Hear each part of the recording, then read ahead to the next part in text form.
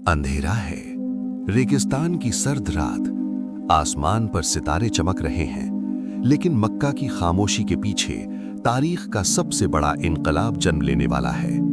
आज रात एक बच्चा पैदा होगा, न तख्त होगा न ताज, मगर वो इंसानियत का रहनुमा बनेगा।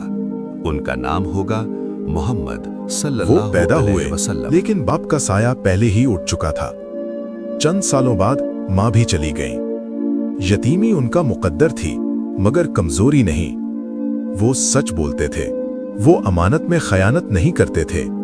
लोग उन्हें कहते थे अल अमीन, मगर किसी को अंदाजा न था कि यही सच्चाई एक दिन बुतों के शहर को हिला देगी। गारे हिरा के अंधेरों में वो इबादत में मशगूल हैं। फिर अचानक इक़रा, आवाज जो जमीन को हिला दे। फरिश्ता जिब्रील अलैहिस्सलाम का नुज़ूल। ये सिर्फ एक लफ्ज नहीं था, ये वही का आगाज था। ये इंसानियत के लिए रहमत का जब ऐलान उन्होंने था। पैगाम सुनाया, लोग हंसे, पत्थर फेंके गए, उनके साथियों को सताया गया, मगर उनकी जुबान पर सिर्फ हक था। अगर सूरज एक हाथ पर और चांद दूसरे पर रख दिया जाए, तब भी वो इस पैगाम को ना छोड़ेंगे। ये यकीन था, ये सब्र था, ये सच मैदाने था। अराफात, हजारों लोग, आखिरी खुतबा।